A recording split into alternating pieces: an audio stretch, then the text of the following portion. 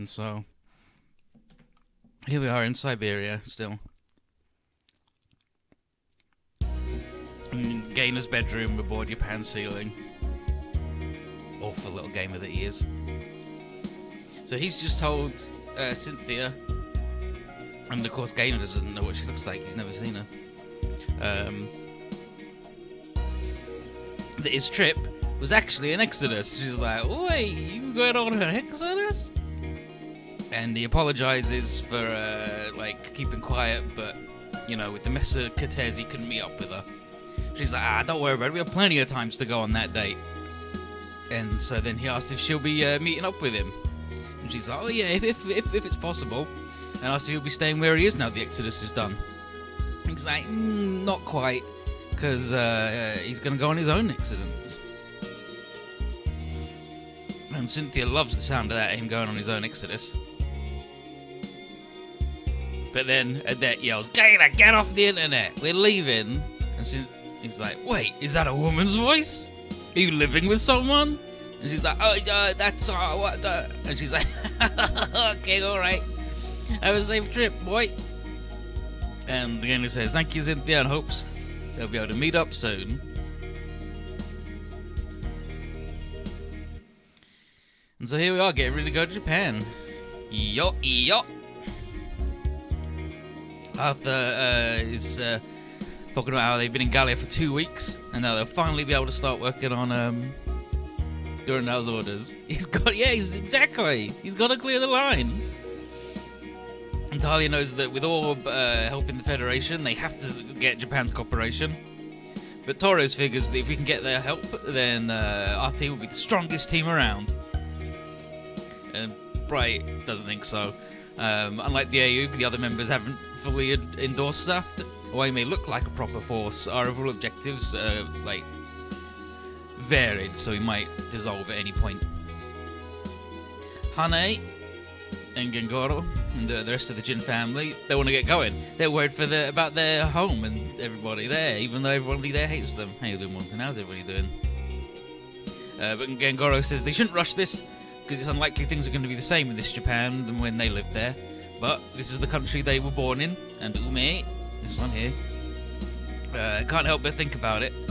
And Ichitaro is like, yeah, it's an odd feeling to find that, that our nation is sandwiched between the Federation and the plants.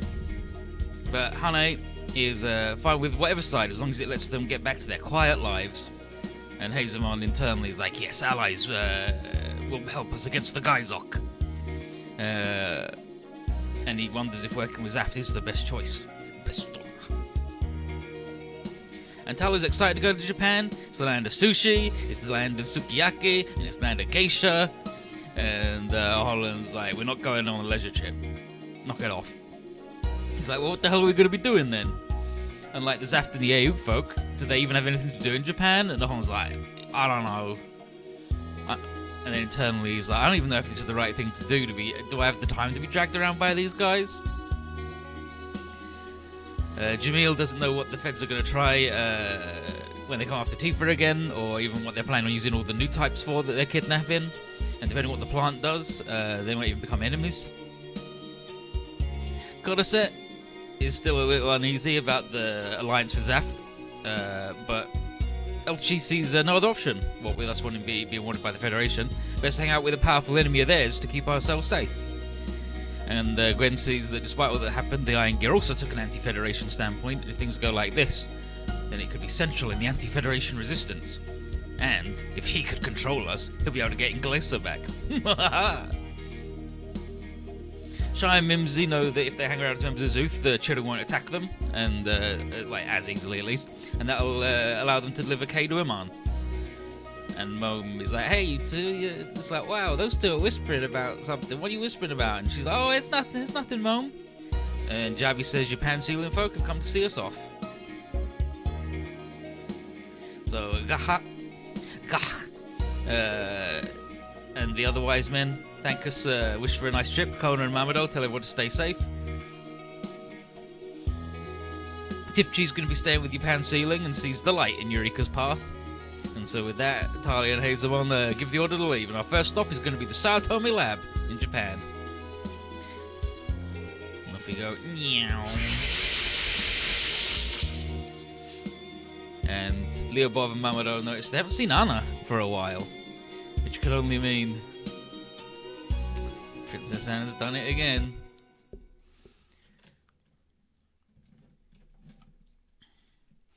And so here we are in the Sea of Japan on the Iron Gear Bridge, and there she is. So she's knocked aboard and she's like, oh, I can't go back after coming all the way here. And he's like, yeah, my role as an Exodus hostage is over, but Lyubov's there with Mamoru, so there'll be no one to take me back to Wolgusk anyway. And so she has her own reasons for following us, because she wants to go on an Exodus for herself anyway. Gaina isn't so sure about that, but Jiren thinks helping Anna Exodus would be a way to pay her back for playing the part of the hostage. And Gain says, hey Gaina, we're beat on this. She's serious, and nothing we say is going to change her mind. And so we'll keep her safe. And she's like, yeah, I'm counting on you, everybody, especially you, Gaina. And he's like, okay, but can you please not do anything crazy dangerous? And she's like, sure, absolutely. And then Chiru's like, hell yeah, we'll be traveling again. And Anna talks about how her heart is racing at the thought of entering the legendary land of Japan. And then Gain's like, oh yeah, but Apollo told us that Japan is hell. And so aboard the King Beale, Roma's just told everybody how Musashi sacrificed himself to defeat the Dinosaur Empire. And they fight in them at the same time as Duke, and Koji and the others are all walked away. And they're like, yeah, if we hadn't been walked away, maybe we wouldn't have to die. But Hayato says that the original Gedo was defeated and they couldn't fight back. And to save his friends, Musashi did a kamikaze raid on the enemy's main mobile fortress, taking it with him to the grave. And that's where he like pulls out the Gedo reactor, and he starts melting, and everything's dying, and then he explodes. And Koji apologizes, saying that this wouldn't happen if they were around to help, but Roma says it's because of their own powerlessness that Musashi died in the first place. And then Koji says that I was told that Tetsuya and Great Messenger were working together with you. And Roma said, yeah, he vanished after that battle. And probably because of the same powerlessness they felt. Hayato then says that after that break, the world happened, and they ended up in this multi-dimensional world, with Professor Saotome finishing the new Gedo. And so Benkei was drafted in as their new teammate, and he's heard a lot about Koji and the others from Ryoma. Nice to meet you, Benkei Yoshika. You're a big guy. And he wasn't that interested in being a pilot at first, but now he's going to give it his all. And he had a lot of work as the battle started right after Break the World happened. And so everyone swore a vow to Musashi that they'd move onwards and not get stuck on what happened. And Koji gets it. Despite how loads of things have changed, the fact that this is the Earth that Musashi wanted to protect hasn't, and the Gedo team's fighting to fulfill his wish for peace. And Kappe is like, wow, we're not the only ones fighting with some sort of burden. Damn. Hazelman asks Roma to give us the sit rep on Japan. What's going on? And he says that, so loads of people got together into the new federation following Break the World, but Japan was one of its original members. Gengoro's like, oh, okay. The world government idea is absolutely appropriate after everybody got all jumbled up. To the point where even Zaft and Ayug only want to take out the people that are trying to control the government for their interests. But the problem is, the Japanese government just went one day, we're independent now, implemented martial law and closed the borders. And Hazelman says that sounds like very anachronistic, that level of isolationism. Sounds like some pre-Meiji era shit to me. But it's a legitimate way of protecting your country, and Roma is like, yeah, it makes sense, but also what they did afterwards was also just very strange. So they started hearing rumours of homeless people being rounded up and never been heard from again. And then Kappe was like, yeah, that's what the two pigs told me. Aki and the others told me that, 2 pigs. And then combine that with the martial law and the isolationist declarations, and the government actions are definitely suspicious. And Ryoma says, to make things worse, an elusive new enemy has appeared, targeting energy facilities across Japan. Koji wonders if it's alright for the Gedo team to be away from the lab with those around, but Ryoma says they've got people to keep it safe, so it's fine. He gives a cheeky little grin. Hazelman asks if these new enemies are aliens, and Hayato says all they know is the enemy's name. And that is... The 100 Demon Empire. Yucky. It's the 100 Demon Empire. Are they super hobos? I mean, maybe. And so, at Mount Osama, in the new Sao Tome Research Institute, Professor Sao Tome is not in a good mood. And look at him, he's here to give us a big spaghetti-o helping of informazione. With his big Mario mustache and his tie in the same colours as Toad's head. But he's not happy, and he's telling Roger to stop coming over because he's not going to sell his lab no matter how much he offers. And Roger says that he's here representing the Japanese government, and there must be a misunderstanding. The government doesn't wish to buy it, merely acquire the rights to the Geta rays he's researching. While Sao Tome would stay the chief researcher and continue working on it. And Sao Tome says, no, controlling my research is the same thing as buying the Geta rays. He's not going to budge. And then Roger says they should stop discussing their different viewpoints and focus on one specific matter. The government has made it clear to him that while they're making a generous offer, they won't go any higher, and if he won't sell out, they will confiscate it in the name of national interest. And then Sao Tome's like, that's just stealing it! What the hell happened to this country? We became independent from the Federation as Conda the Dogs! And Roger has no answer, because he's a negotiator. His job is just to comply with his client's wishes. But out of respect for Sao Tome's work, he'd hope to acquire it in an amicable way. But no deal. And Sao Tome tells him to get lost and to not come back as long as his demands remain the same. And Roger's like, absolutely, I will leave for now.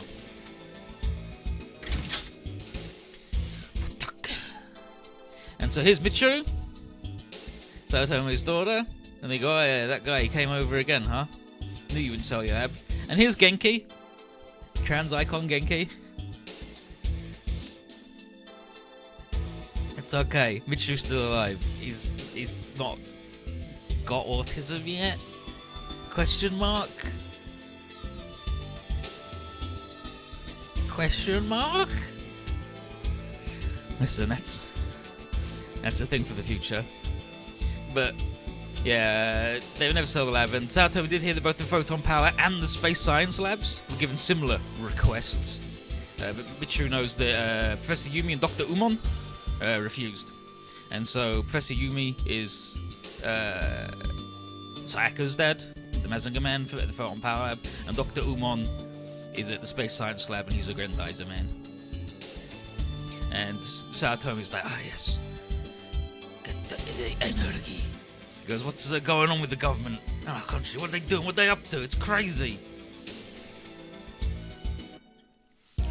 And so there's Dorothy, and she asks him if his negotiations have failed again. And Roger just says that Sao Tome is a formidable man, so for now he's just waiting to see his next move. And Dorothy wonders if the client, a one-eyed man, he's like, and are you satisfied with this excuse, client? And here he is, here's the client, and he's getting very impatient with Roger Smith's inability to acquire the place. And Roger puts on his shades, because he's cool, and tells that Professor Sao Tome is a man brimming with a sense of scientific duty, and this negotiation needs to proceed at a very careful pace. And so the mysterious one-eyed man says, that's just an excuse for you screwing up. You should never deign to proclaim himself a skilled negotiator ever again. And seeing if you can't beat Sao Tome by talking, the man tells him to get it by other means. And then Roger is like, I didn't expect a government official to talk like that, and I find you equally suspicious that the money you had me offer Sao Tome was gathered by confiscating the property of the Japanese people. And so, Kisama, because you turn in on me? Roger doesn't say anything. He's like, alright, your services are no longer necessary if you're not acting in our interests. And then he tells Roger to fuck off, and then leaves. And then Dorothy just shakes her head and is like, oh, Roger, getting fired after all the trouble we went to get into the country. But Roger's not going to accept this result, but before anything else, he wants whoever's sneaking, but first, you there, whoever's sneaking about, come on out. And that's Apollo. He's like, you've got good eyes. And Roger thinks they've met somewhere before, but Apollo can't remember because he gets deployed all over the world. But either way, Roger introduces himself as a negotiator, Roger Smith, negotiator. And Apollo goes, I'm Apollo. What the hell's a negotiator? Doesn't sound like food. And Rogers thinks for a second and is like, no, any explanation would go over your head. And then Apollo's like, hey, don't speak to me like I'm an idiot. And then Roger's like, I didn't think someone frolicking about the lab barefoot was too clever. And he goes, that was part of the old man's special trainings. And then Roger's like, oh? Would you be part of the famous Getter team? And he's like, nah, I'm an element from Deva. Yeah, I'm an element from Deva. And then Roger's like, their name. We met in Siberia. And then Sylvia comes up and is like, hey, Apollo, I've been looking for you. And she's like, stupid girl's here to drag me back to the special training. She's like, no, shut the fuck up. Something terrible's happening. I gotta bring you back to the lab. So she grabs him by the ear and drags him away. And he's like, all right, I get it. All right, fine, jeez. And then Dorothy's like, what the... And Roger figures that what's going down is probably the government's doing. And they're obviously trying to take the Institute by force. The devils. And so this is Scenario 23, the challenge of the 100 demons.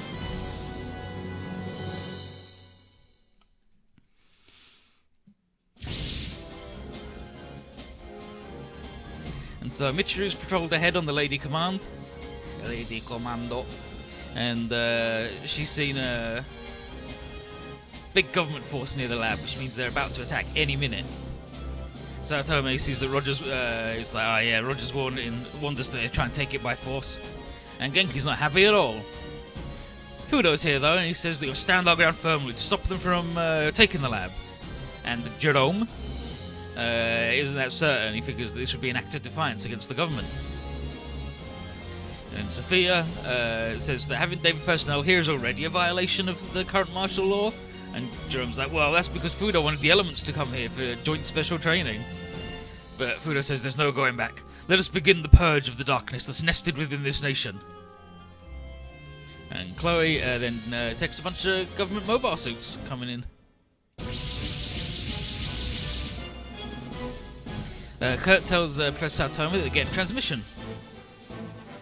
And he says, put it on screen. And it's the one-eyed man. And he's complaining that Saotome's refusal to cooperate with them despite their many requests.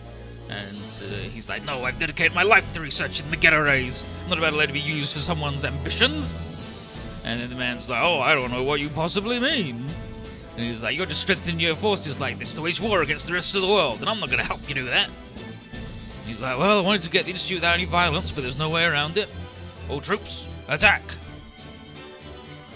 Here they come. So here's Reika as the head in the Aquarian Luna. Apollo tells Reika to switch to him because he'll take them all out in one go. And then Fudo says, nope. And Sirius asks why, because Reika's mind is still unstable after the Harvest Beast attack. She definitely can't fight. And then Fudo calls him naive. Am I not? And asks if he thinks he can keep Reika away from battle like this. And then, yeah, am I? And then Sylvia says, is there nothing we can do? Oh, no, okay, no. So Sylvia says, there's nothing we can do. She's fucked, whatever. And Fudo's like, which one is it, Reika? You can't fight, or you won't fight. It's like, that's... Tsugumi offers some support, saying that Reika helped her discover her own courage, so she must be able to get through this. And Pierre tells her to give it a try. If things go south, they'll lend a hand. Jun wonders if it's okay for Aquarian to fight against humans, but Fudo says they have no choice. And on top of that, Irina's here, and she says that these people aren't humans anymore. Sylvia says, what the hell does that mean, Irina? And she says, oh, it will become clear soon enough, which is mostly what she does. Apollo wants to get going, though, because he'd never be able to face the Getter team if the lab got stolen while they were guarding it. And Michiru's going to help the Aquarian, and she wants everyone to do their best till Rome and the others come back. And Professor Saotome is going to close the lab's dome to protect against the barrage. Look at this! I'm not going to shoot this lab, fuckers. Form of egg. Geodesic dome, innit? And Reika's not looking so good, but she tells Sirius, like, I'm fine, Sirius. I'm gonna do this to make up for what happened to Glenn. Because Glenn's been in a damn coma. And so, 7 turns to clear the map. I think there might be some more boys than these boys. these 6 boys. So yeah, if we can kill all the enemies during the 3rd turn player phase, then we can do it, but that's fine. So let's have a look at Reika. They can't transform. So Reika's bonus is plus 20% damage for support attacks. She's Catherine in Macross Frontier. Sanae Kobayashi, she's a very good voice actress. And she's the same as she's ever been. But she starts at 60 morale. That's her rough. But that's okay, because Apollo can hoot and holler just to get her up to 70 at least. The extra, and so that makes her do like 20% less damage at 60, and she takes more damage, and it just sucks all around. And it means she's very far from activating the thing. But we should be doing 5% more damage now, so that's nice. And then Michiro.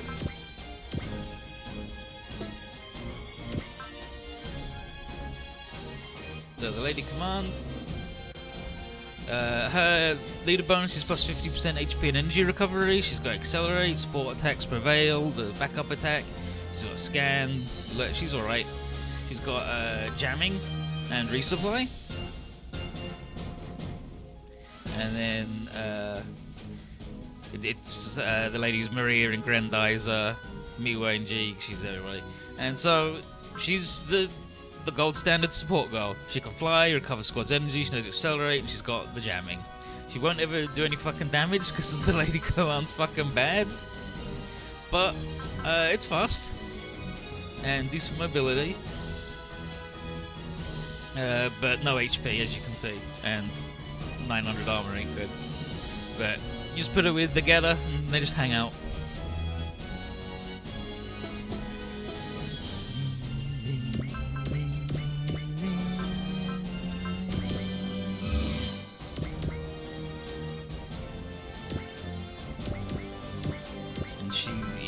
Same moves as ever. Lunatic.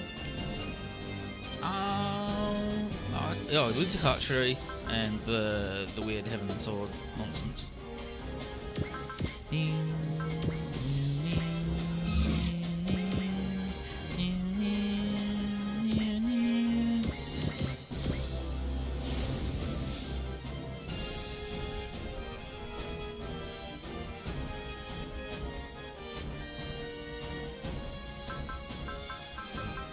So, stay strong, Reika. One may lose sight of even the light if she faces away from it. But if I fight, I'll bring misfortune to all of you.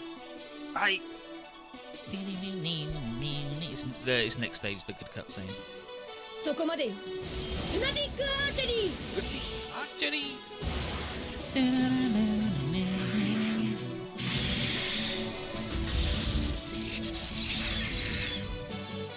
And no voice. They don't say anything, these guys.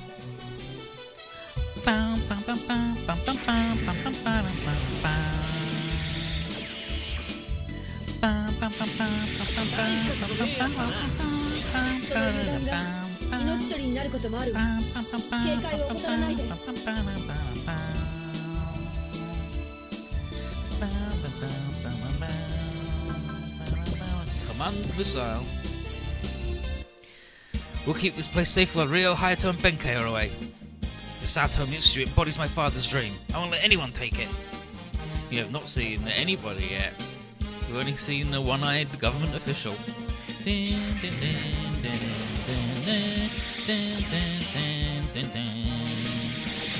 Off to a good start there, Michiru. Not even enough damage to activate your Prevail. Yes. Alright. Commando missile.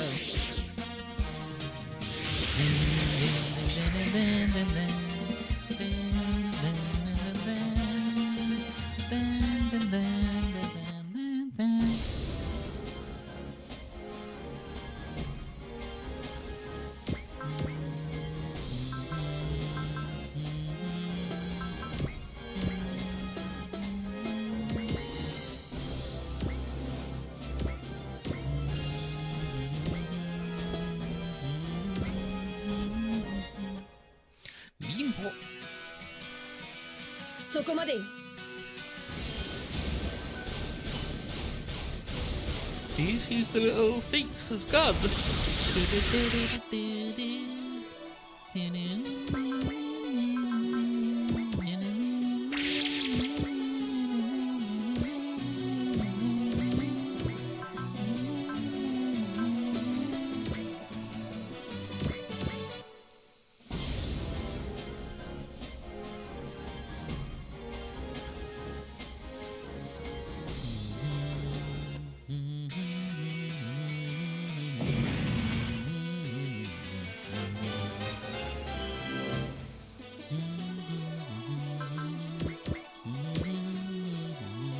Could we two-shot all the Hyzex? I think we two-shot every enemy with all of our attacks actually as the variant. It turns out the variant's fucking strong.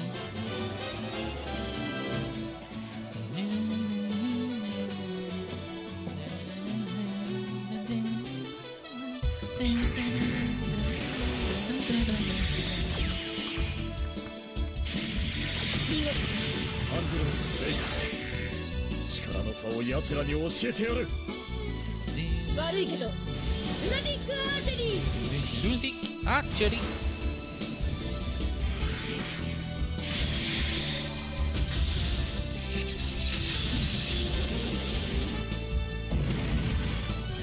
Bam bam bam bam bam bam bam bam.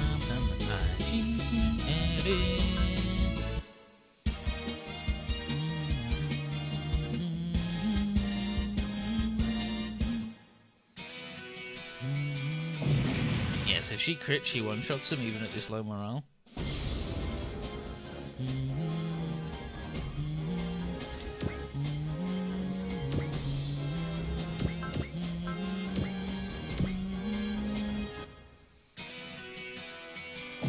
What I should have done here was used Reika's support attack, actually.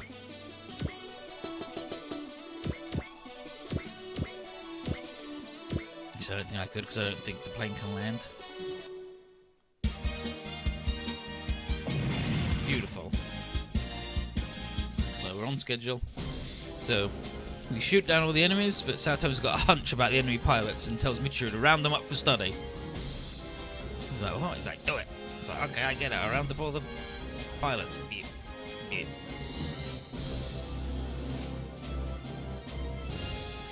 And Reika's clearly having a bad time. And Tsugumi's worried about her, and it looks like she took some damage. But she tells her not to worry, this is nothing compared to the pain that Glenn's going through. Jun asks about Glenn being an element, he's like, Glenn was one before me, right? Before him and Tsugumi joined David, and Pierre tells him that Glenn ran in with the Fallen Angels in the first combination, and he's still in a coma, and he's undergoing treatment in a Federation Army hospital. And then Apollo, sees that Reika's feeling down and they can't fight together like this.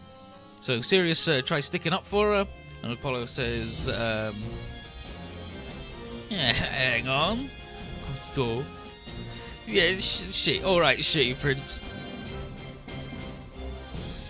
I noticed something too weird to be simply chance. Every time we tried to dodge an attack, it backfired on us. And Reika says it's her fault because she calls down misfortune. And he's like, what the misfortune? What the, huh? But before she has a chance to explain, hypno sound. Fudo says they've clearly sensed that Reika's not at the top of the game and are going to take advantage of this chance to destroy Aquarion. And then there's a bunch of fallen angels. Oh god, he fell in the sea fucking then. It's not looking good though. Nearby, the one-eyed man is like, the fallen angels have arrived. Time to summon the main force before the fallen angels wreck the area. We must get control of the lab. And then Roger walks on over and goes, is your main force really comprised of humans? He's like, Kisama, it's a damn negotiator. And he says, I've seen a few suspicious things going on, but I didn't think it went this far. But he's gonna make the man pay for using him in his conspiracy. And to start off, he's gonna have the one-eyed man reveal who he truly is. And then a mysterious voice is like, "Wait, Roger Smith!" Walks on over. "The job of exposing the truth is my job. You..." And so, Schwartz, he says, "Reveal your true nature under the moonlight, inhuman one." And then the one-eyed man is revealed to be a one-eyed demon, Dokuganki. So they all have ki at the end, because it's like, that's demon. It's one of the readings of demon, Oni and ki. It's the last character in his 3-character name. That one. So they all have that at the end of their name. So he's Dokugan Demon. But he's Dokuganki. He's a servant of the 100 Demon Empire, just as Roger expected. And the demon's not happy with Roger's meddling, and he's going to run off to call his personal troops. Roger has stuff he wants to ask him, but Schwartz says he needn't chase. There's no place for him to flee to. Schwartz is very happy, though, for 2 travelers from Paradigm City running into each other in this vast world. Kind of serendipity calls for a celebration. Roger says that he's got no interest in talking to Schwartz absolutely at all. And he's like, "Oh, that's fine as well. We both wish for the truth, and tonight we'll catch a glimpse." A glimpse of the truth? Exposed by armor, oh, exactly. What is this, friggin' Dark Universe? Jeez. So, 100 Demon Empire, here's Dokuganki. He's deployed in all his boys, and he's like, "Alright, now I can stop the charade." So he tells his men to destroy both the Fallen Angels and the Defenders, and take the Saitobi Institute as a show of the 100 Demon Empire's power. Apollo tells Reika they don't have time to be scared when we're facing these fellas. But then Chloe gets another signal incoming, and Rena's like, "Oh no, enormous willpower. What is this pressure?" "Do you hear me, negotiator? I shall now reveal to you a small piece of the truth." No way! The Fallen Angels are afraid of that bandage guy? That man, he's touched the Taiji?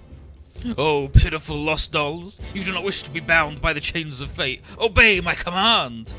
Give these blind fools a taste of your destructive power! Ugh. Return fire, show them the strength of the 100 Demon Empire, rulers of the world!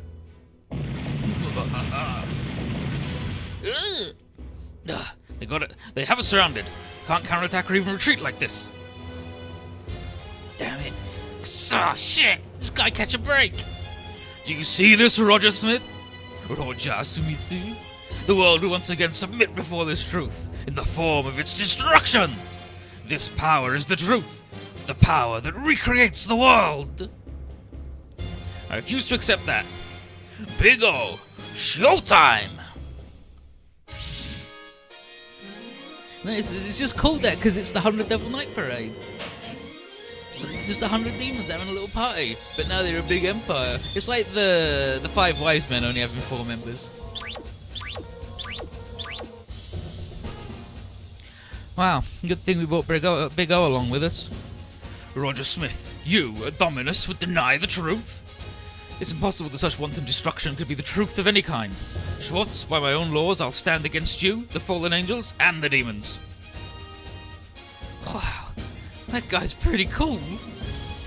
Talk about badass helper. We owe you one, Roger Smith. As I thought, you're the aquarium pilot that I met in Siberia. Now let's go, Reika. It ain't gonna look good if we just sit back and let him handle everything. But if I fight, I'll bring misfortune to everyone around me again, just like Glenn. You're wrong, Reika. Glenn risked his life and fought alongside you, and I'm sure he doesn't regret it. But you keep talking about misfortune. Yeah, right, you call this misfortune? Don't forget that Ryoma and the others saw their friend die, but they're still out there fighting, so the world doesn't end up like that mummy says. Open your eyes, Reika. If you don't fight, then the world will be wrapped in misfortune. Serious? Machine Angel, you are an apostate who's turned his back on the truth, and I now sentence you to death! Fallen Angel's approaching. Now show me misfortune. You're right. If I could never fully escape it, then...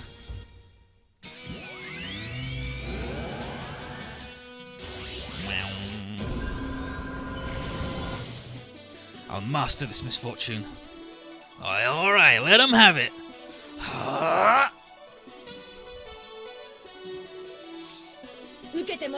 Time to see the power of bad luck. Going in.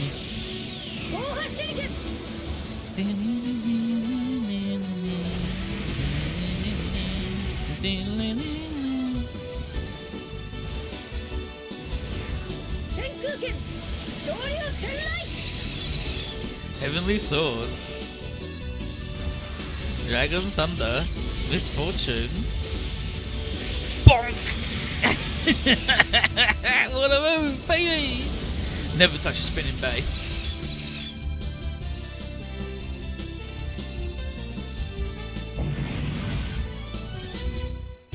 You did it, Reika! Amazing! She transformed the energy of her misfortune into attack power! The strength to go beyond the absolute bottom of one's misfortune. Truly, bottomless misfortune! I have no idea what Uncle Fudo's talking about. His words sound ominous, but they're strangely reassuring. Don't worry about his yakking, you know. I suppose so, Apollo. Then I shall, as usual, act in my own way. Roger Smith, how can a Dominus of a Megadeus ally with the Machine Angel? Vast, you negotiator, you take the side of the Saitomi Institute so soon after being fired? Silence, both of you. Whether you tried to use me for your unfair agenda or are trying to rain destruction upon the world over some twisted truth, I won't tolerate either one of you. Indeed. Big O. Action! We're going into... So Fudo's just like, oh yeah, that's bad shit. Truly unlimited bad shit. And everyone's like, oh no, the way he says it makes it sound pretty cool. So... we only need to blow up Dokuganki and the big duo to clear the map. So we should just fight all the boys that we can and then try and fight the big boys.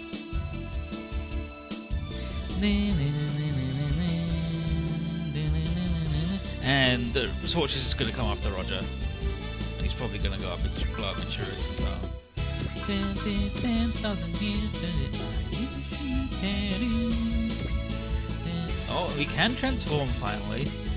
But yeah, she gets the Dragon Thunder fucking move. Look at that, baby! Plus, look at all them pluses to stats. Very powerful. No, it's even more powerful though.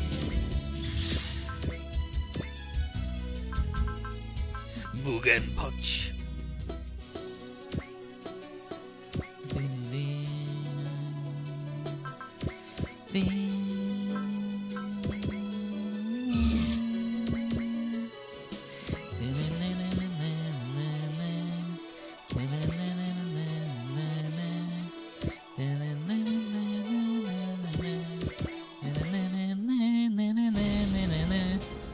Yeah, truly bottomless misfortune. Infinite bad shit, ain't it? Mugen Punch. Let's go, serious Reika. We'll deal with the fallen angels and the demons in one go. No need to tell me that. Oi, what's your problem, shared prince? The enemy's right in front of us, you two. Save your bickering for later. Right. Did you hear that, Glenn? Your beloved Reika is back.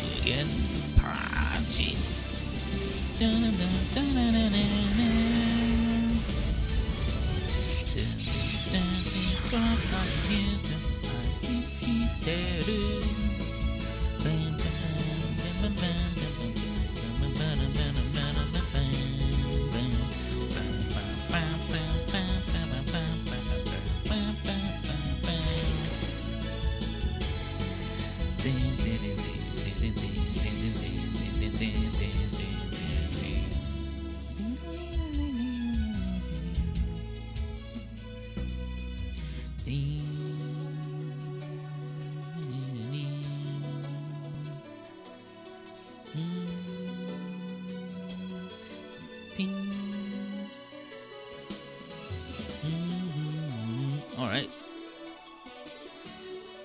This just want to get clowned on weird little planes.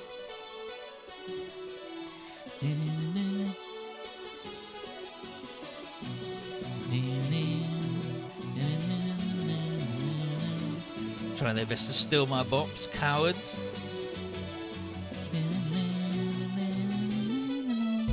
Because they know a rocket punch is the most powerful move of all.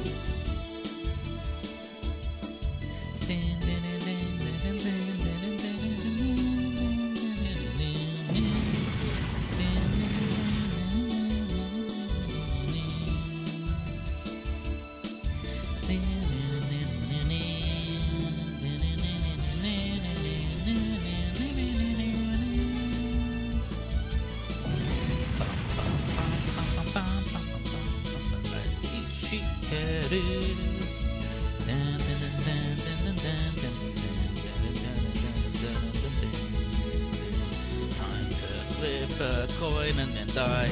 That's game over.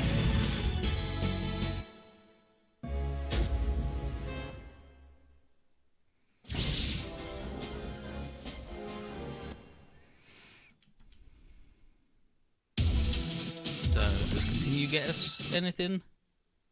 No. Time to load and then do that entire thing again then.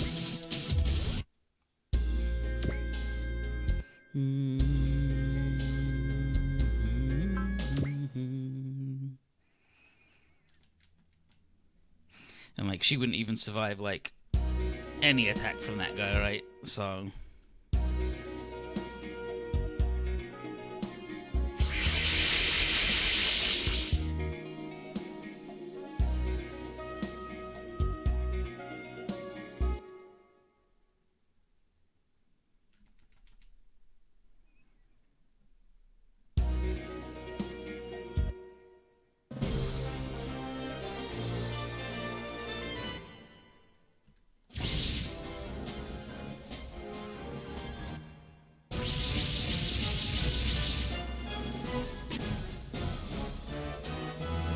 watch the egg close again.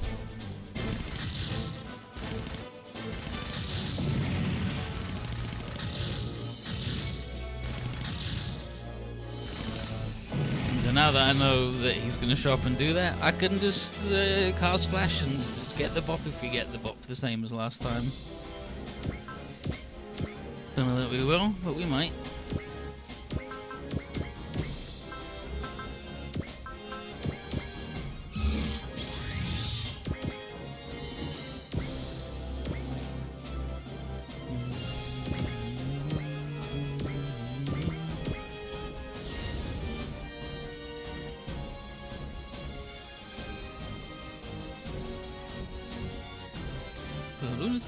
Archery. Nice counter.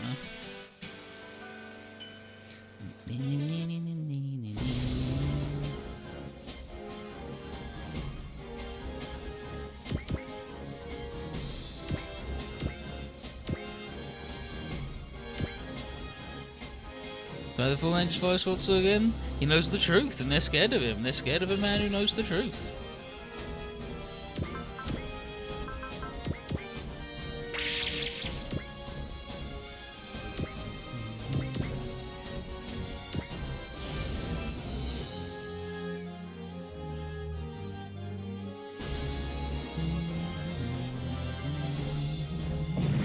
So when she crits, she one-shots, which is very nice.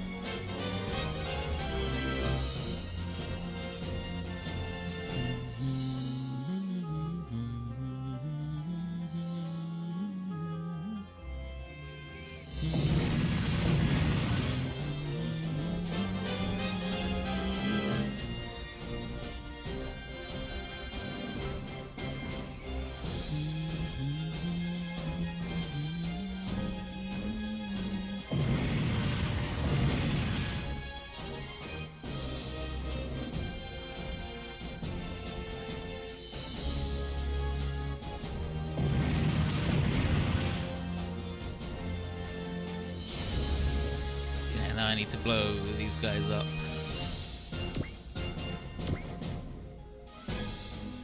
She's still got the thingy on.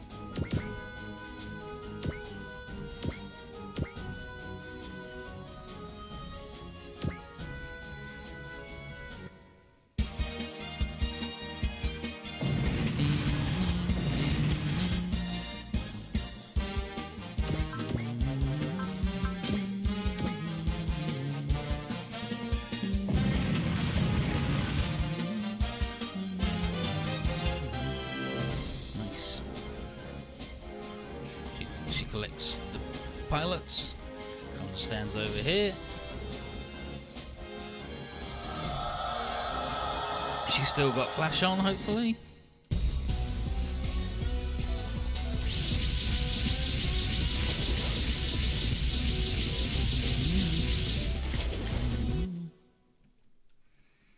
Reveal yourself, demon! Pazuzu? Paimon? Ceres the owl? Jump, jump, jump, jump, jump, jump. Jump, jump, jump, jump, jump, jump, jump.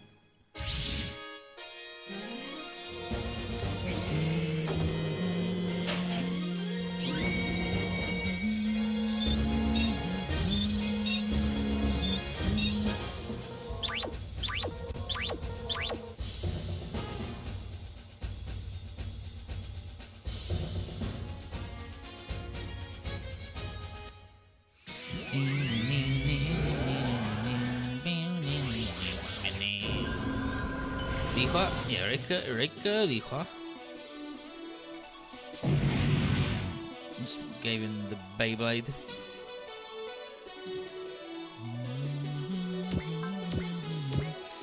And knowing that he goes for short, so she's still got flash on. I think. Yes, she does. Good. It's just there, right here.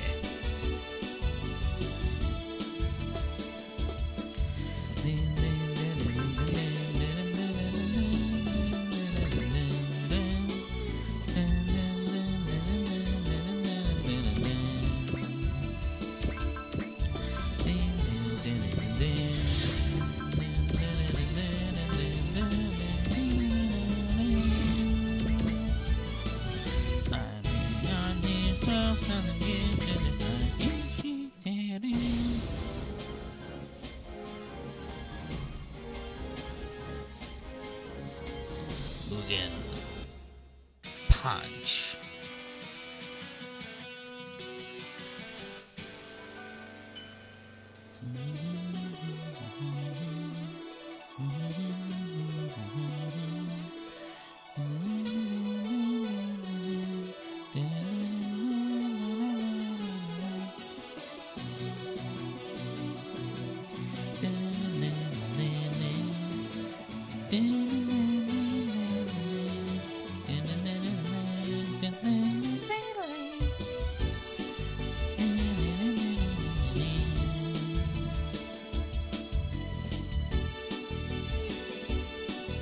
Just gotta slowly watch this happen.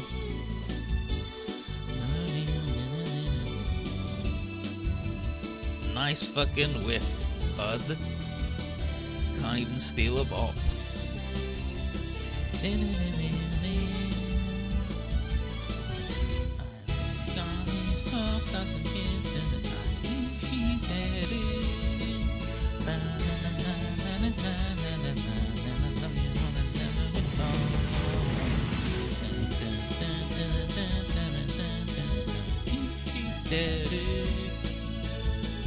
Clarion song is such a fucking bop.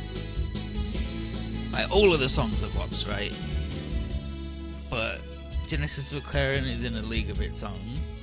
Super S damn dog tier.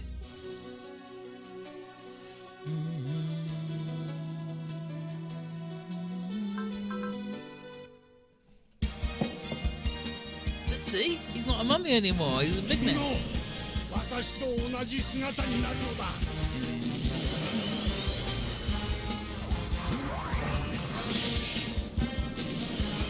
come for the nipple pinch. Gonna give you the purple nurple of a lifetime. Not fast enough for Michiru.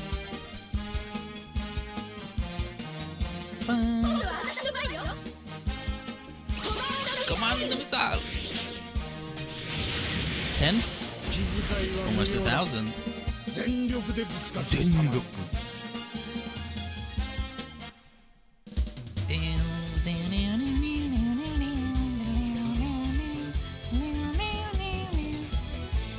So we get to bring 2 boats. I mean, it's got to be the Iron Gear and the Glomar, doesn't it?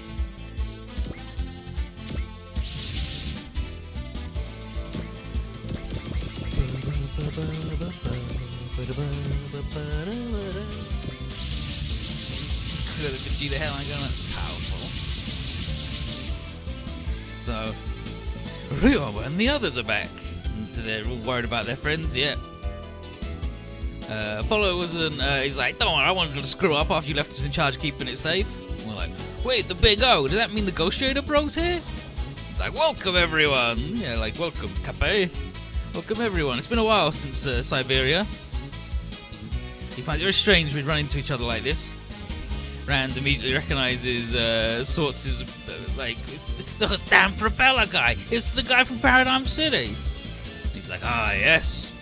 He sees the hand of fate in all of this. Benkei doesn't care about that. It seems like the demons of the fallen angels have been running around doing whatever they want while they're away. And Hayato's going to put a stop to all of that now. Dokuganki hates the Getter Robo, can't believe it's here and bringing all its friends with him. And everyone's like, what the hell, that's literally just straight up a demon guy. Hades not very impressed with fairy tale demons having a wander about. And it must be up to us to get rid of him. Gain thinks that Japan's living up to the legends if the first thing we do when we get here is go some Oni hunting. Grotto proclaims a 3-sided battle between us, the demons, and the angels, and tells us we need to get going. Dokuganki is not a happy bunny and wants rid of all of these nuisances. Apollo's going to show Ryoma the results of their special training, and it was like, you got it, Apollo. But protecting the Saotome Institute is the Getter team's job. So,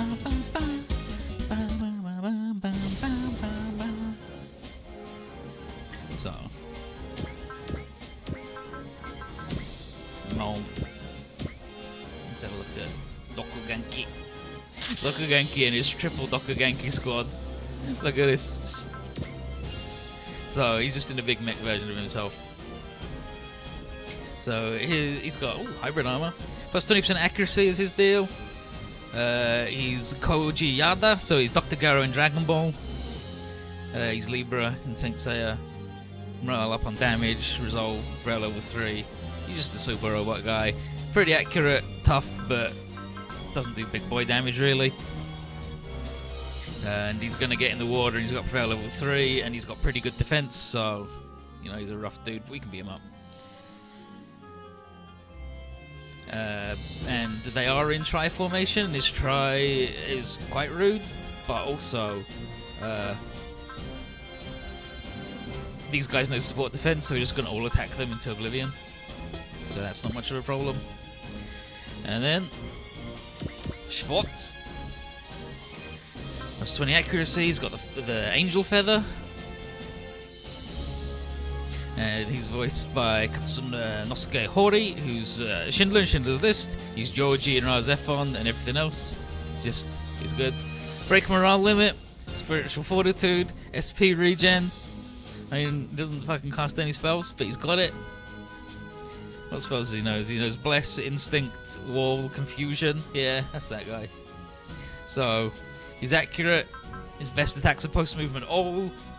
He's L-size, he's tough, he's got Prevail level 5, and Predict, and Morale limit.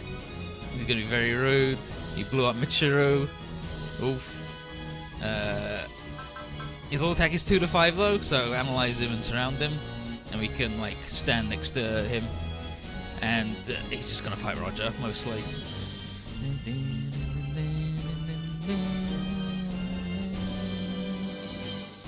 Yeah, we want to get that angel feather.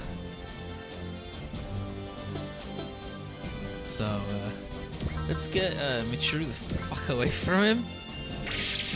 Schindler's List is your favourite anime? I mean, makes you think, doesn't it? Wow. And we got till the end of turn 7? Yeah.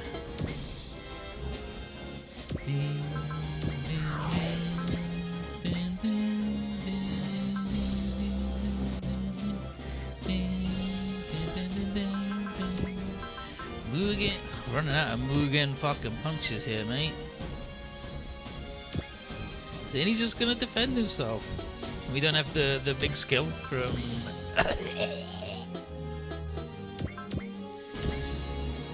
Yeah, we don't have the big skill from Dipshit McGee. We're only getting +7 from Sirius. Because we don't have Sylvia here.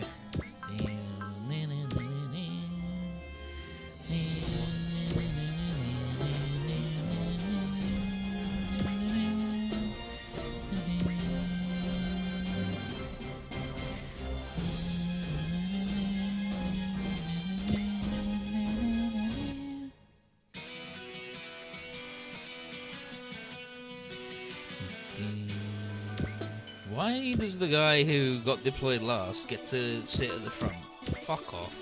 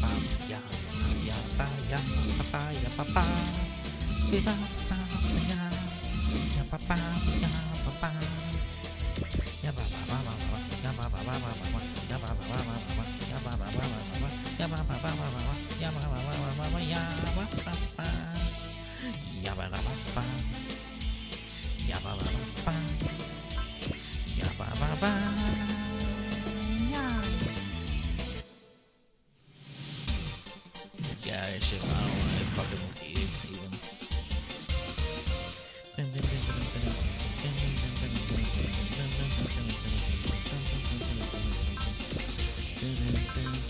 The Quattro in front for his postman all attack, which can't even hit a guy in a plane. Oh, fuck me then, I guess.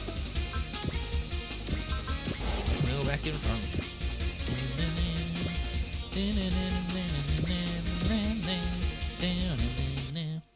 I think I was gonna bazooka at that Veruca.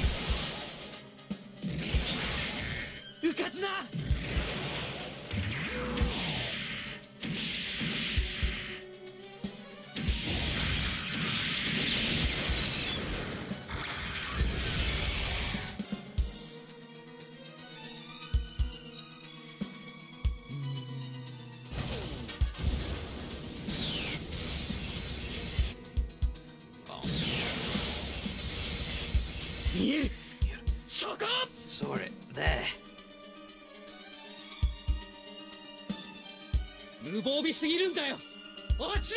Shut up.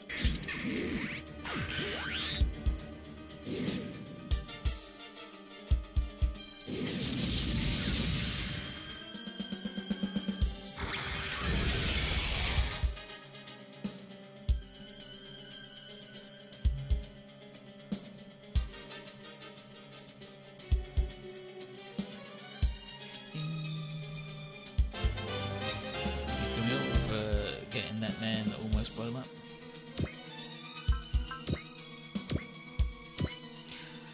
Double tomahawk boomerang.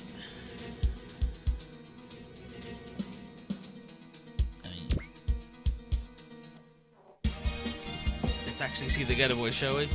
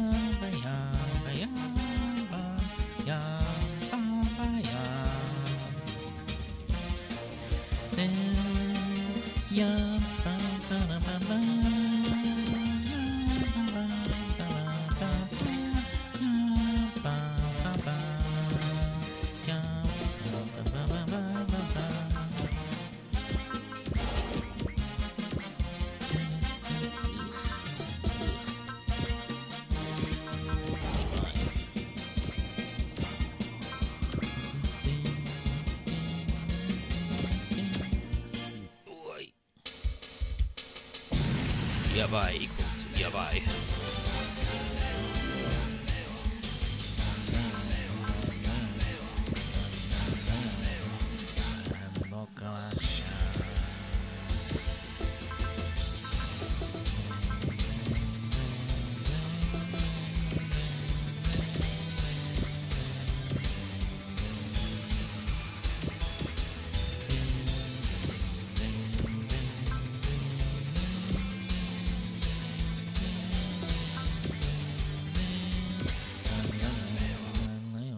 Definitely don't look after them.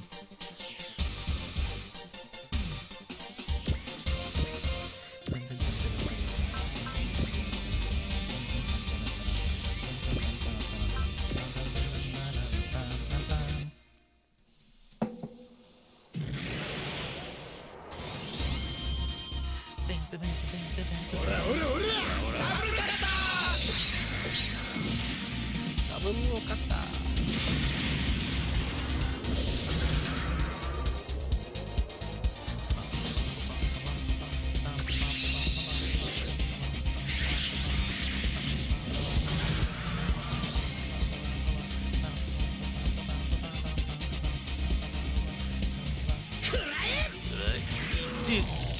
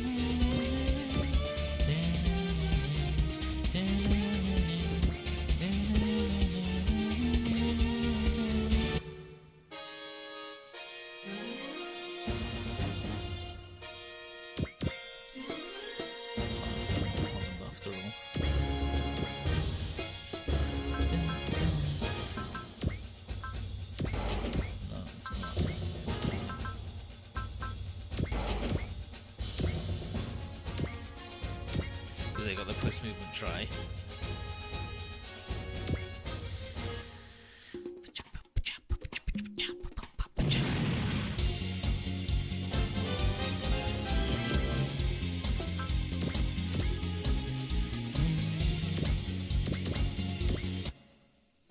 Schwartz should come stand next to Roger.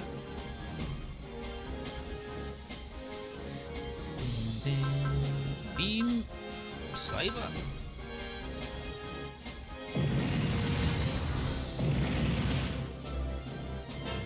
Accelerate on Maria, very nice. We love that actually.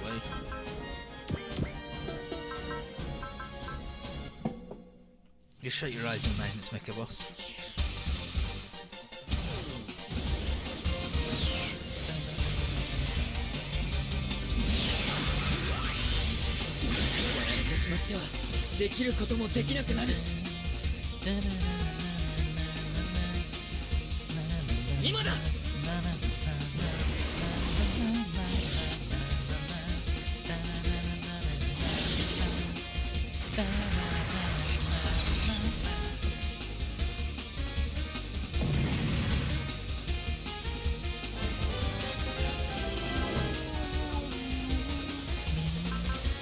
sudden impact.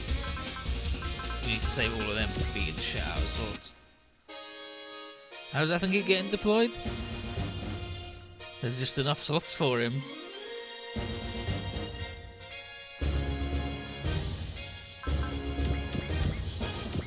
Cut back, drop, turn.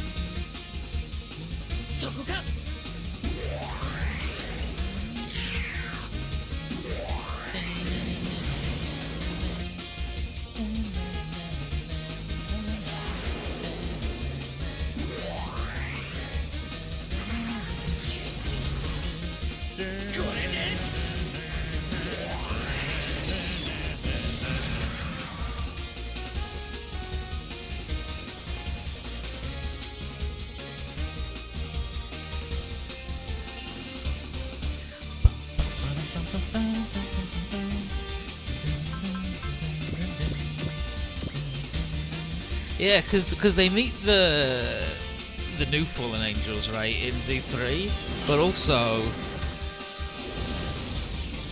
Evangelion and that just has, like, Gendo immediately just go, we're off script here, kids, who knows what's gonna happen. This is all according to my new scrolls, and I'm gonna keep that as secret. So...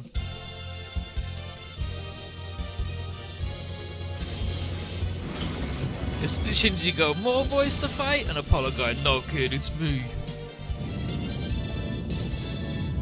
Apollo and Shinji just hanging out. Oh no, we got the big grabby hand. Hands off, mister. Don't like that kind of approach. Oh, look at this guy going on the coast to try and fucking die to an angel all by himself. I'm glad that the fallen angels have the aquarium music at least.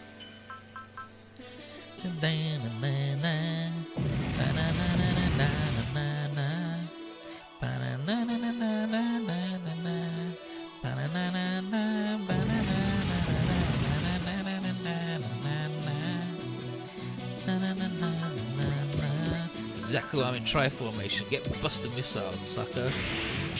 Literally invincible. Perish.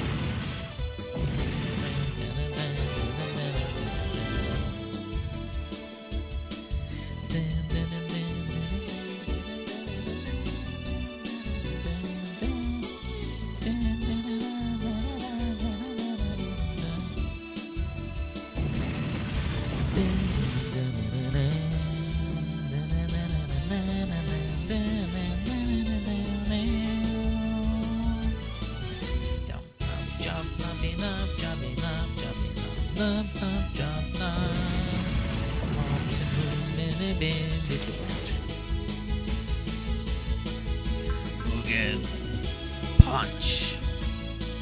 Unfortunately, he's in the sea. But still got Dong Tong.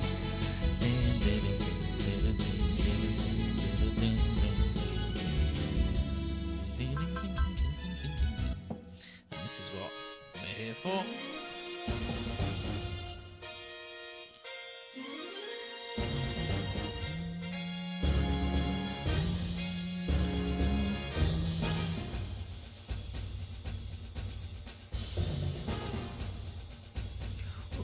Schwartz.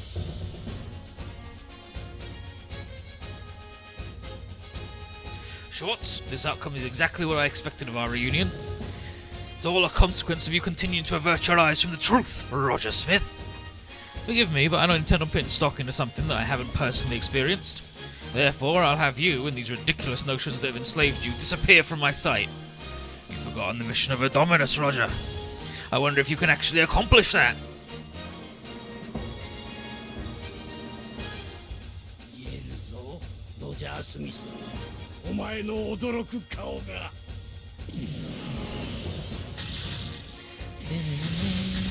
Wow. Off he goes. See you, Schwartz.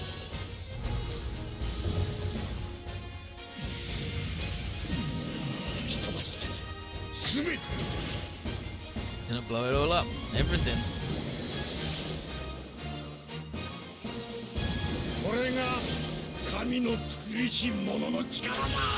The power. Something to do with God.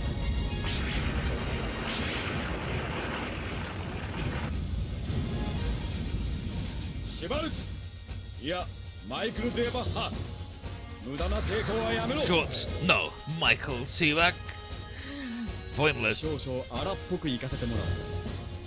ビッコアクション。 Ego action.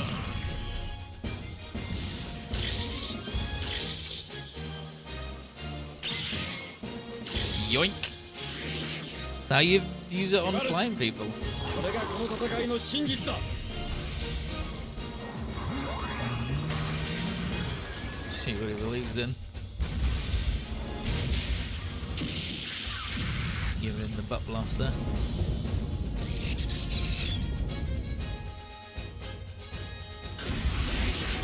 ロジャー・スミス、手こずらせてくれる。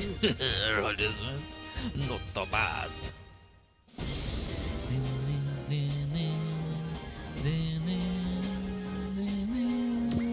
I mean, that wasn't bad actually, was it? Fucking hell. Fucking hell.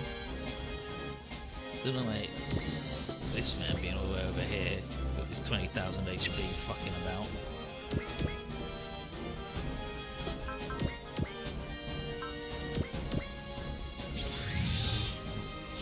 There we go, beautiful. This is what I desired.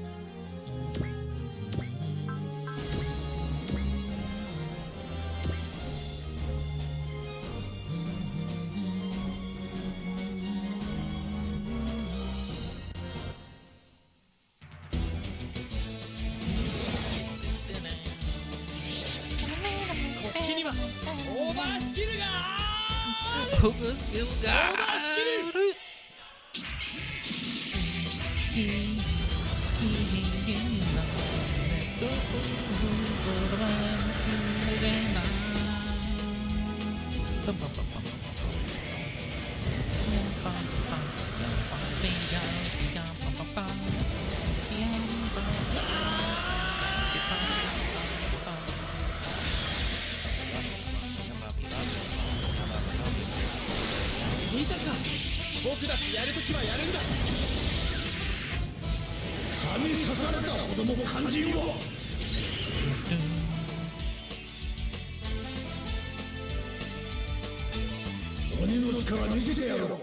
Show you the power of a demon.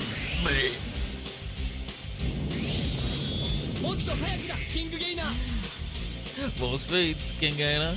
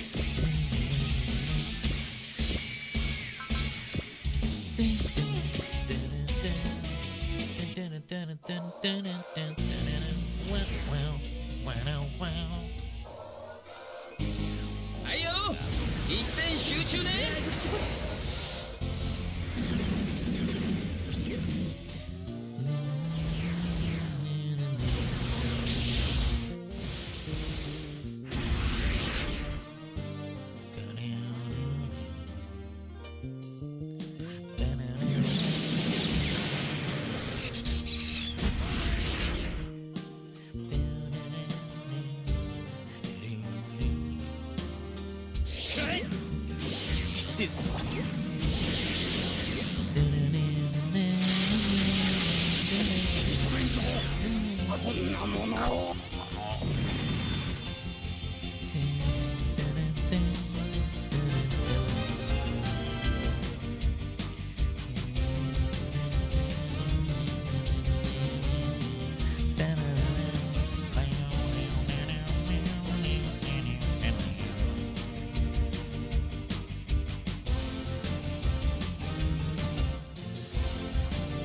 So Aquarian versus this guy, he's just like, Machine Angel, you bare your blade against me. He's like, what's up with this guy?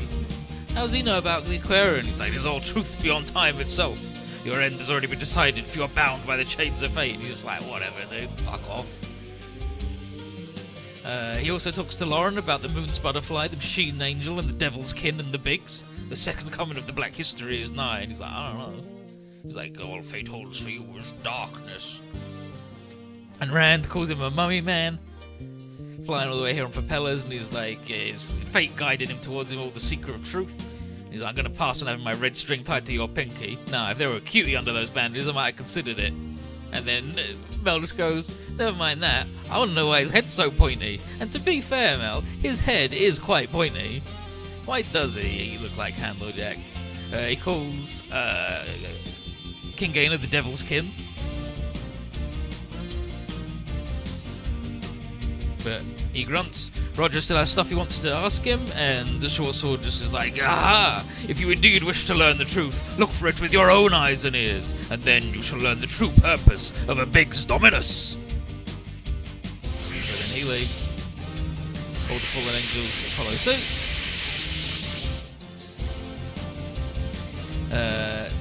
Apollo and Sirius, like, how did he intimidate them into serving him, even if it was only temporarily? And what's clear to Roger is that the truth that Schwartz found has made him change a lot. Clearly fucked him up quite bad.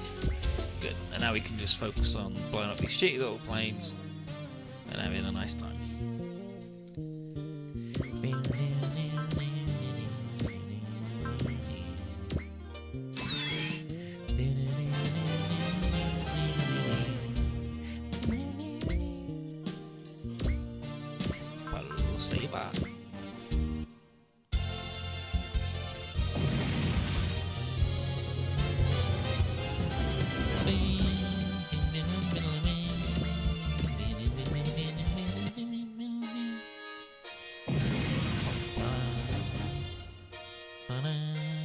And that'll only be like 1,000 money for those guys because all of the boys are racing to get an extra lump sum. Blast them, even if they're in the sea. Blast them.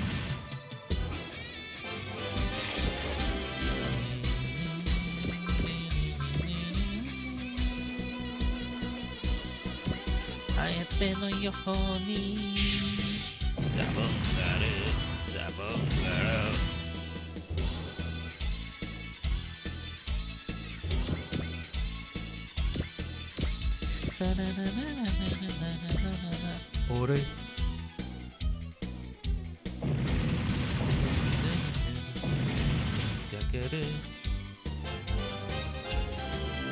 グランナイツの諸君、合心せよ。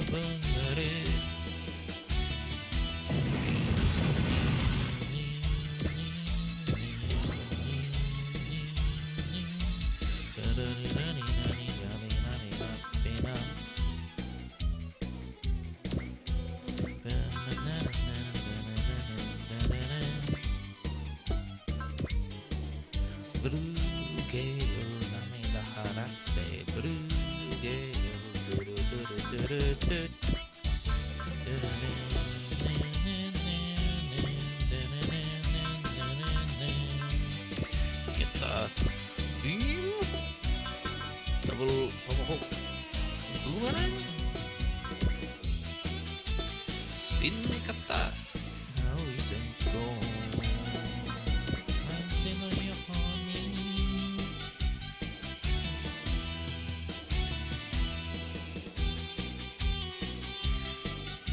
We definitely filled in more robos. Like, we get to deploy 15 squads. And so, like, our only singles are the Force deploys, Baldios, and I think there was another who was by themselves.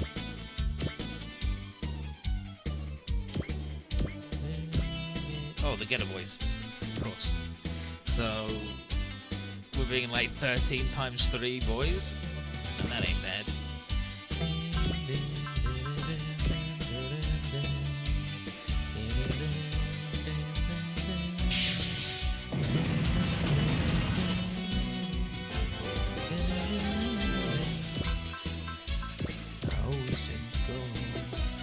Formation. Armor at the front.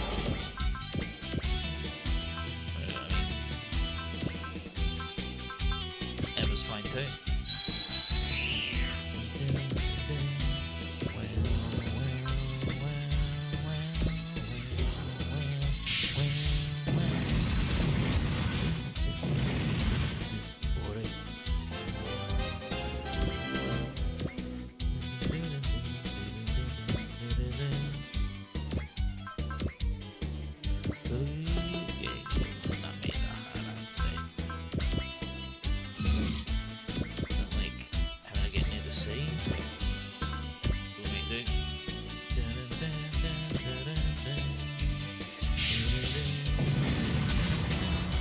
Sword cut, he parried him.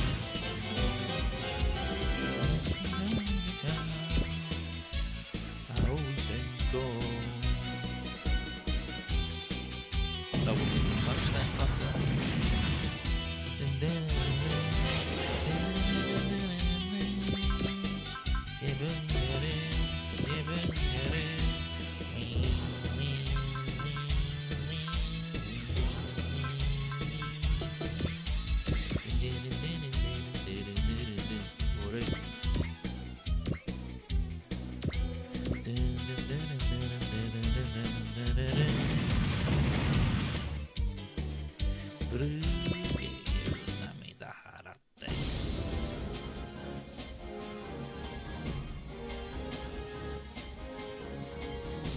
Yeah, that's why I was in the front.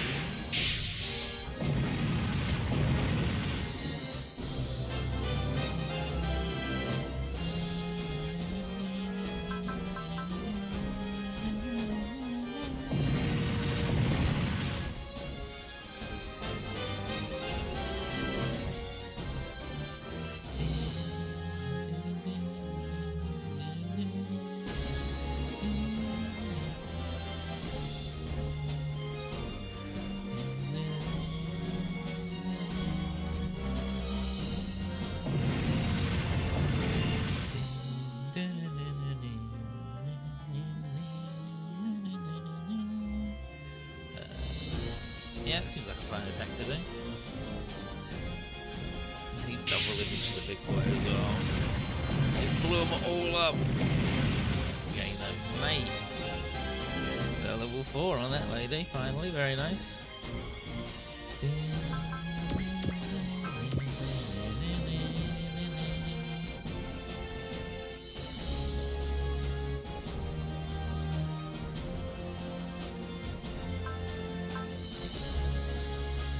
Shop.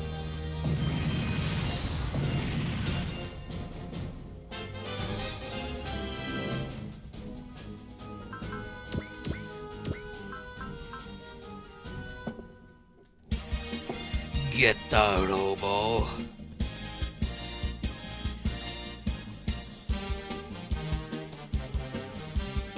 You've returned, Getter Robo. Then I'll simply end you and seize the Getter Rays. They really are after those then? Can't see the likes of those demons mastering the Getter Rays though. What? The Getter Rays are both Professor Satome's dream and the source of our strength. We'll never hand over to lowlifes like you. You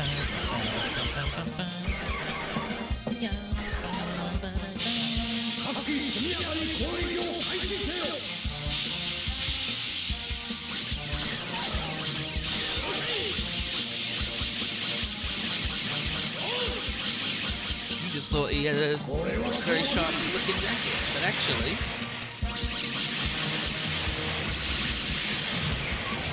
they were missiles, not just double-breasted.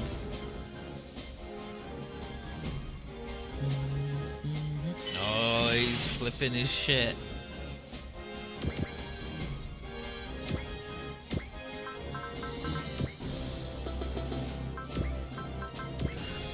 Chrome Luster.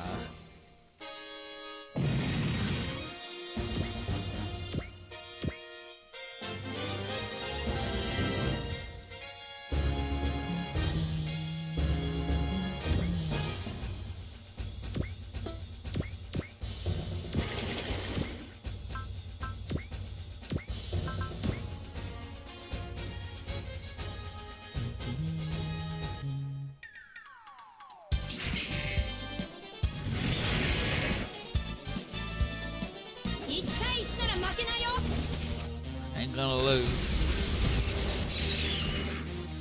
And so going wide here stopped them from support defending him. Witness the power.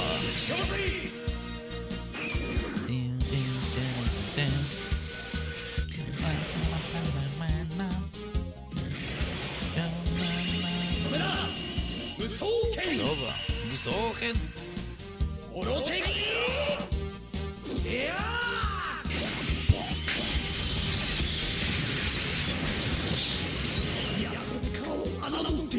And then support with another one of them.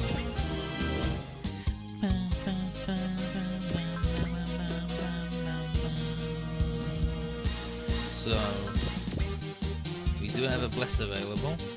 Wait, wait. Wait, wait.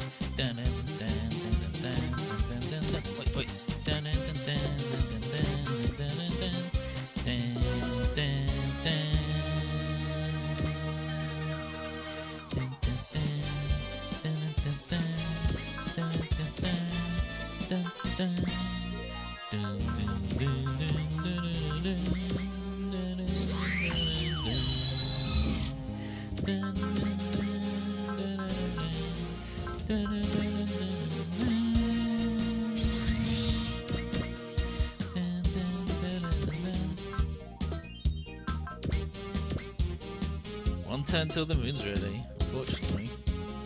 We're at the end of this fall.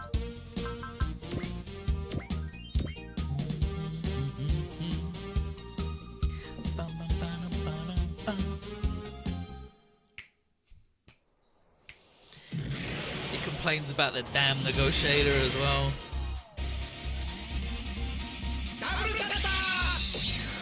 Yeah, so he complains about the Aquarion, they keep splitting up and recombining like the Getter. He's like, that's good special training we got. And then he's like, useless negotiator, none of this would have happened if you'd done your job. He goes, I gave my best, but you were most unfair.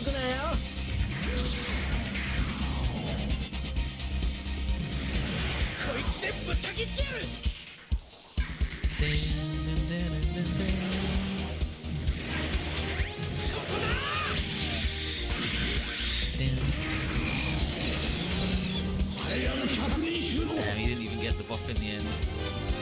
Oh, at least someone leveled up.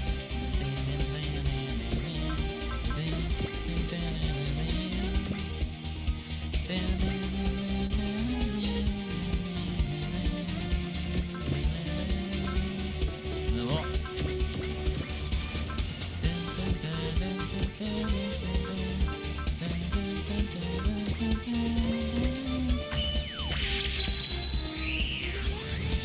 Get rowdy.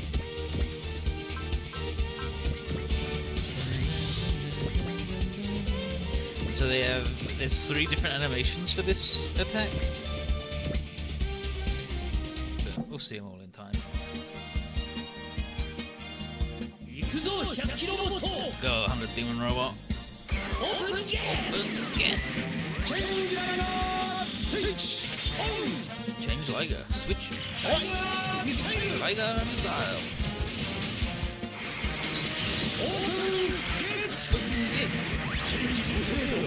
Switch on. Storm missile. Change Dragon. Switch on. Get the laser cannon.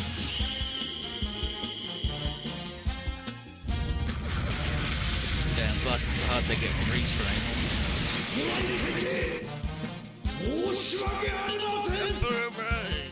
I'm fucking dead.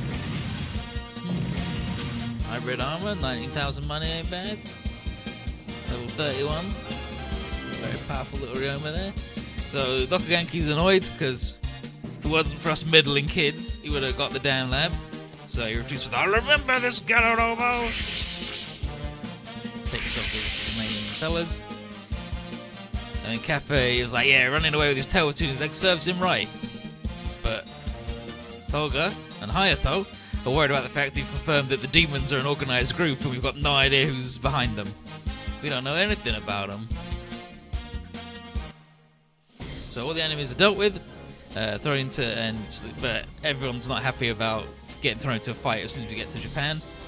Shin wonders if we did the right thing, because we had to fight the Japanese army. But after in the figures, worst case scenario, this could spark an international incident. AG is like, what does this mean? We were going to ask the government for help. But then a mysterious voice says, no need to worry about that.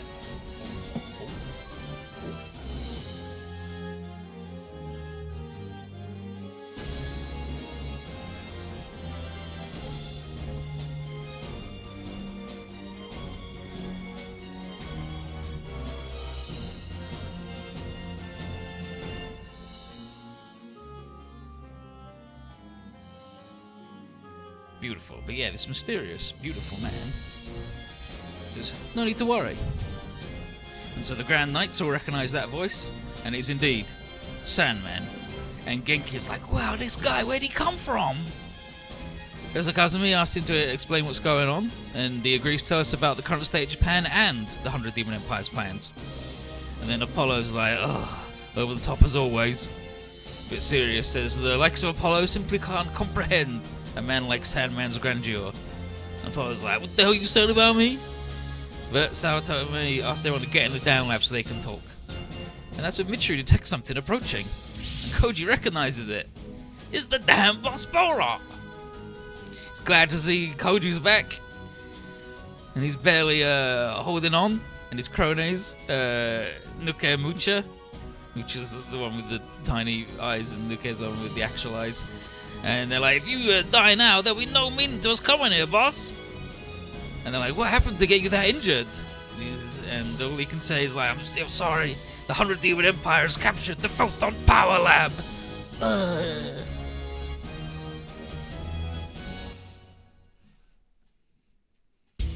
And so Talia and Bright introduce themselves to Satome, and he's heard about Zaft and the Ayuga's anti-Federation organizations. And Koji tells them that as part of Zoof, they don't fight to overthrow the Federation, just the people that control it. And Hazemon says that our group as a whole fights against any and all threats against humanity. And Satome is like, alright, I get it. That's why Blue Fixer and Anti-Aliens organization must have joined us. And the 100 Demon Empire and the Fallen Angels will also fall under our jurisdiction. And Koji wants to know who the hell are the demons. Bright asks if they're aliens, but Sawatomi says no, a different species from humanity, living lurking in the margins of history since time immemorial. The Japanese Oni tales must refer to them. And so these demons have risen to fight against humanity, and Koji is like, alright, let's find their base and beat them up. We've got enough problems. But Roger says it's not that simple. The Empire isn't just another fearsome fighting force. Talia asks what he means by that, and Somi says their invasion is bold and cunning. He's got an idea of what they're doing, and now that Kazami and Sandman return, his worst fears have been proven. Yeah, and so here come Kazami. And so they check the soldiers that Mitsuru captured, and they weren't human. Talia doesn't get it, and so the professor explains they were converted into demons and made subject to the will of the leaders of the 100 Demon Empire. They put a horn in your head and make you a little weird man. And so they're infiltrating society with the objective of bringing it down from within. And the soldier that attacked us all had horns hidden under their helmets. Bright asks if this means the demons already have control over the army.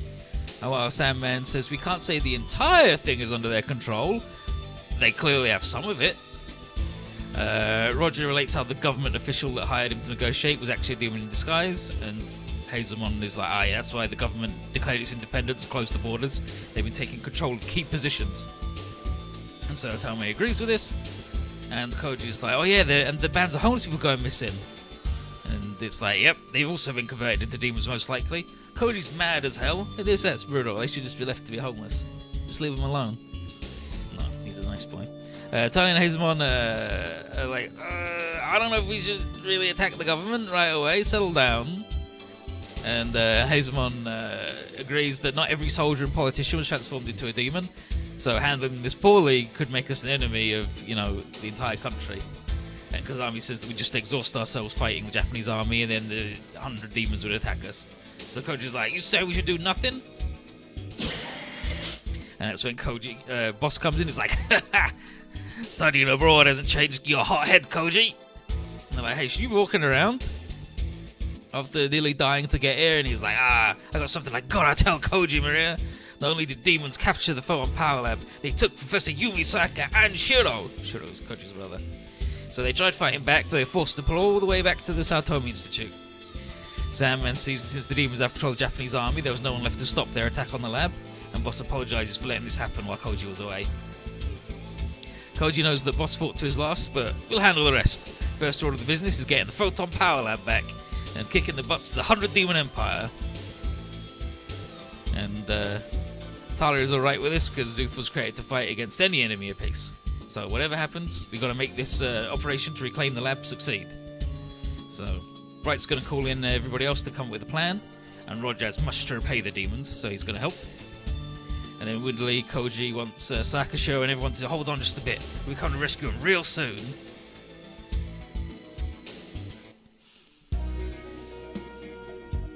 And so, outside the lab, Jerome introduces himself in the elements, and Apollo's like, yeah, that's not needed. We met him in the previous world, right? And so, they're like, oh yeah, hey, good, how you doing? Yeah, oh yeah, wow. But some people from the Setsuko world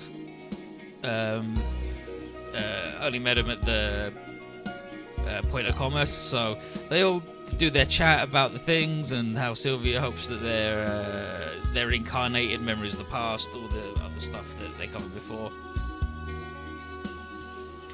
And and they explain how the Aquarian we see is the same one as Poland used. It was excavated from some underwater ruins, and they're like, oh, just like the Tournay was buried. And then they're like, oh yeah, and the Tournay's got data on the Aquarian and the Fallen Angels, despite being from a distant world. That's weird. And then we get told about Baron getting fucking yoinked. Oh yeah, and Renton's like, wow, that's so romantic that you love us throughout times. Reika introduces herself and thanks everybody for the help earlier, and Kay jumps forward and goes, oh yeah, I'll walk to the ends of the earth and back for you, baby. Ooh, mama. And then Pierre is like, alright, hot stuff, calm down.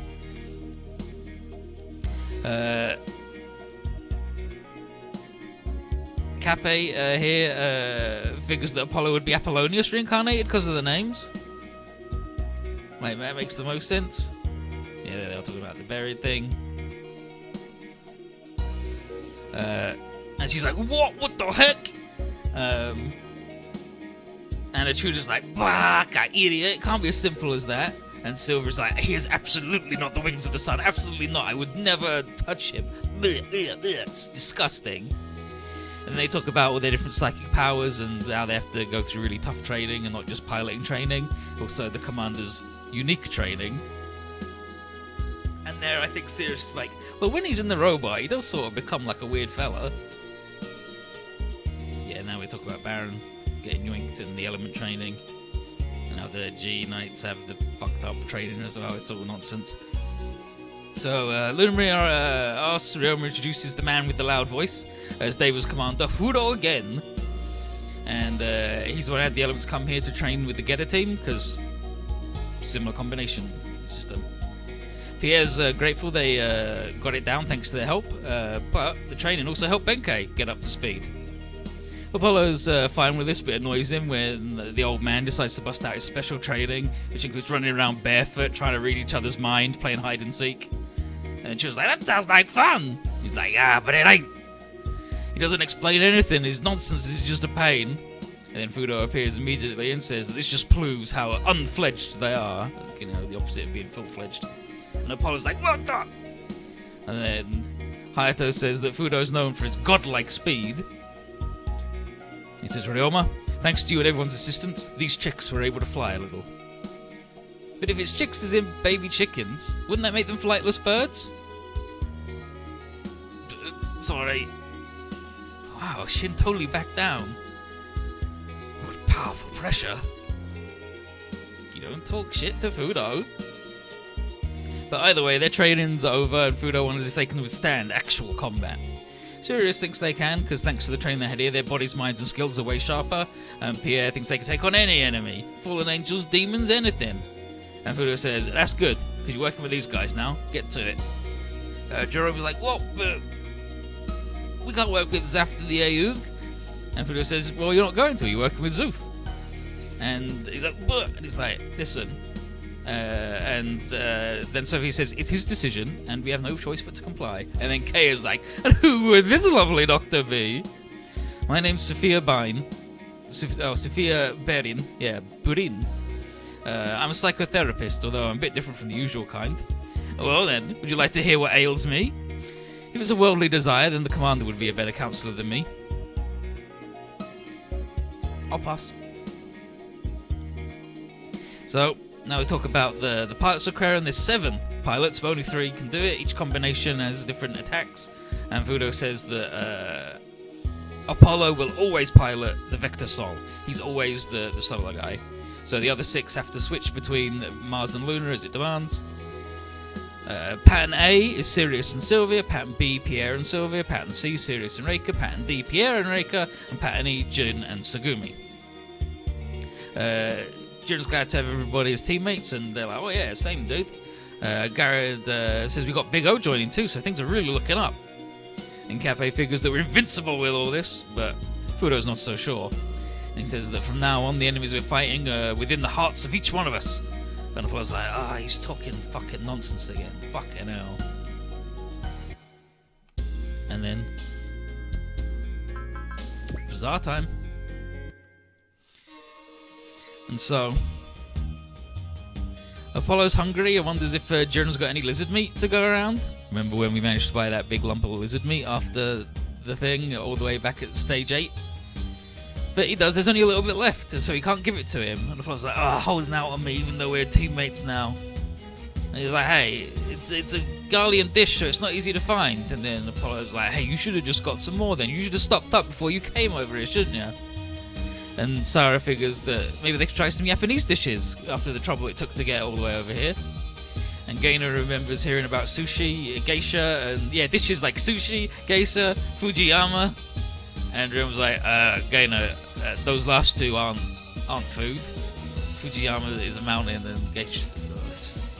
But Apollo's sniffing. He's already caught sense of something. It smells like a local dish. And Jiren trusts his sense of smell, so off they go. And unfortunately, we gotta buy natto.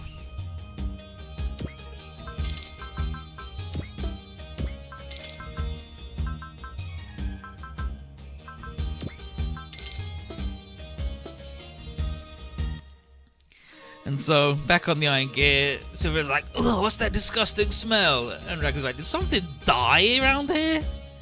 And Shura goes, no, it's coming from that pack Apollo's holding. He's like, hey, is the smell bothering you? No, of course it is, it's disgusting. What the hell did you buy? And then Benkei says that it's a pack of natto beans, the traditional Japanese food stuff. Netto? Natto? Roma says that it's made of fermented soybeans and it's tasty when served with cooked rice. Jiren's not all that hyped about it, considering they have to trade all of their lizard jerky to get this. But Apollo knows it must be legit if Ryo and Benkei said it's tasty. Sarah pushes Gaina to have a taste of traditional Japanese food, and he's like, I don't really like Japan that much, to be honest. You and Goli are the big Japanophiles. And then Fudo appears and goes, "What's this?" He goes, "Oh, nothing that concerns you, old man." But then he sees the natto and he goes, "Ah, here's some food for Thor Apollo. Strike while the iron is hot, and feast while the food is hot." And he's like, And he says, "Dinner will be ready soon, so don't waste that natto." And then as he leaves, Gen is like, "Was he attracted by the smell? Mysterious. Poser."